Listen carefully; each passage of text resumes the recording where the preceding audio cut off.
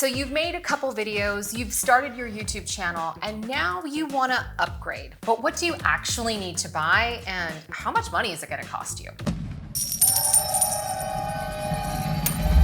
Start off with cameras. I have gone through a ton of different cameras for the different YouTube channels that I have. So depending on what your niche is and what your videos look like, that's where you're gonna wanna start. You're gonna wanna figure out what the look and feel for your channel is. For example, this is more of a talking head personal video. So we use a different type of camera than we do on our channel where we do kids music.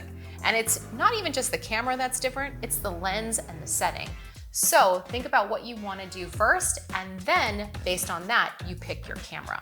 Here's a couple things that might work for you. So let's talk about gear for your YouTube channel. Now, if you like the way that this looks, which I'm hoping that you do, I'm gonna link below all the different things that I'm using in this current video. And I do get a little bit of affiliate marketing, but it's a very small percentage. I really have found this gear useful. I like the way it looks, and we've gone through a lot of different cameras and a lot of different lenses to achieve this look. So we have picked the Sony a7 IV. It's a great camera, it has multiple uses, and it's easy to use. With that, we're using a Sony 50mm prime lens that's giving us this really nice textured look. It's cinematic, and yet I'm here with you and you can see me clearly. For lighting, we're using the SmallRig RC220B. I don't know all the terms for lighting, there's a ton of videos about it, but this is the light that's lighting my face. If I turn it off, it doesn't look the same. So you need your primary light, your key light, to look good.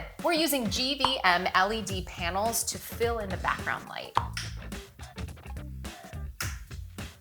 Just a little different. The lighting is also based on what location you have chosen. So we're shooting actually in the kitchen because we have two great windows that way that bring in natural light. We also have this window back here with a shade that's diffusing the light to create a really nice ambiance and feel for the video. You're gonna have to experiment with lights in your own space to see what really works. So don't be afraid to try some things out and to see how if you moved them around the room, things would look different.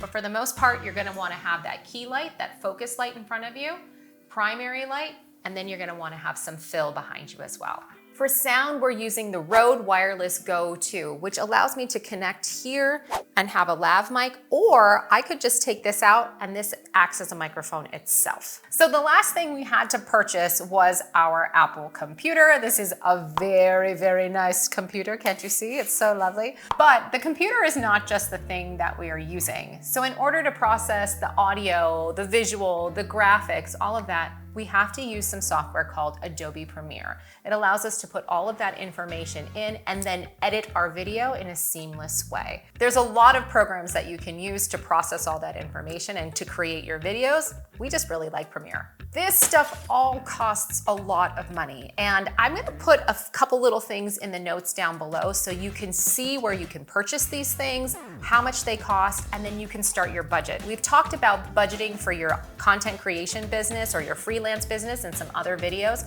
so be sure to check that out because it is a big cost. So before you start buying things, make sure you know what it is you're buying and it's the right look for you. If you have any questions, be sure to put them down in the comments and I will respond, or I'll make a whole nother video all about that topic. Now be sure to like, subscribe, turn your notification bell on, and I hope that all makes sense because sense makes dollars. Bye.